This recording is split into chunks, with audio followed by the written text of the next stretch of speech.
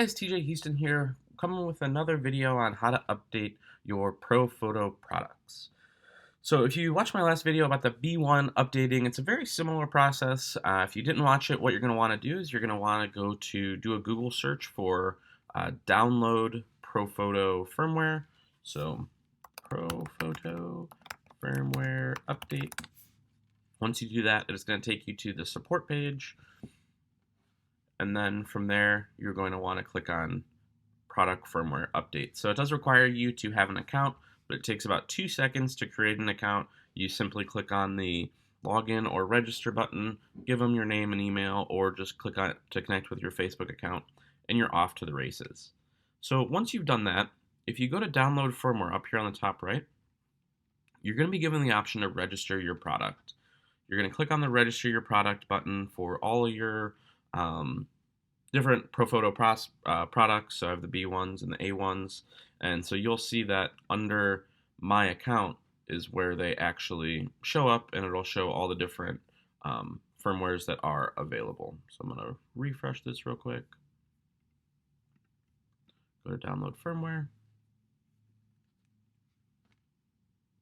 And then you can see my products here on the bottom that I have access to in order to update. So for this one, I'm going to download the Air TTL. There's a firmware update for it, and all you have to do is click on whether you're Mac or PC.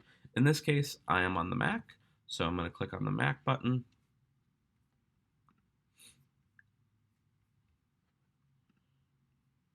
I'm going to go find that product. So then you can see here within where the download is, it has the option for, oops, I downloaded already, so I'll close that.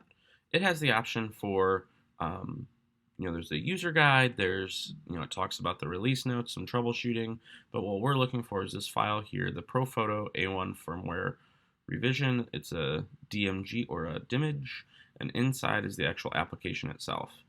So the updating of the A1 is a little bit different than the B1 in that you don't take the battery out. The battery does stay in the A1.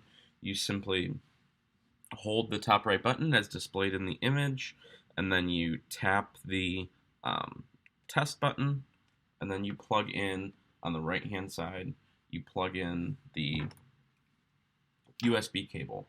I will warn you, the USB covers on the A1s are a little difficult to get off. I just used a ballpoint pen in order to kind of get underneath the rubber and then pop it out. So you could see as soon as I did that, the only indication, and this took me a minute, the only thing that changes is it lightens up here. I was trying to watch the unit to see if there was some type of indication, and there wasn't. So just keep an eye on the center of the screen here. You're going to click there to start the upgrade, and this does take a little bit longer than the B1 does. So it's going to go through, it's going to upgrade, it's going to check it, and you're going to be good to go. So you can see here the A1 firmware that was on mine is A17, which you can see right down here, and I'm upgrading to firmware version B2. So I do recommend it before you use them, and when the flashes are something that I don't usually remember to upgrade any firmware. So before you use them, as soon as you get them, I definitely highly suggest doing the firmware update, and it'll help just with, like this one helped with just some flaws in the system itself with like the LED flickering, with different things not being able to select. So I definitely urge you to upgrade your firmware as soon as you get it, because chances are you're not going to remember to, lights aren't something that we look for more upgrades like we do for our cameras. So definitely suggest doing it right when you get them. So you can see here, firmware is upgraded. You can see on the bottom, it is now upgraded to version B2. If you have any questions or need any help, please feel free to reach out to me, tj@tjhouston.com. And wow, it's too early in the morning. I haven't had coffee yet. I hope you guys have a great day. Thank you.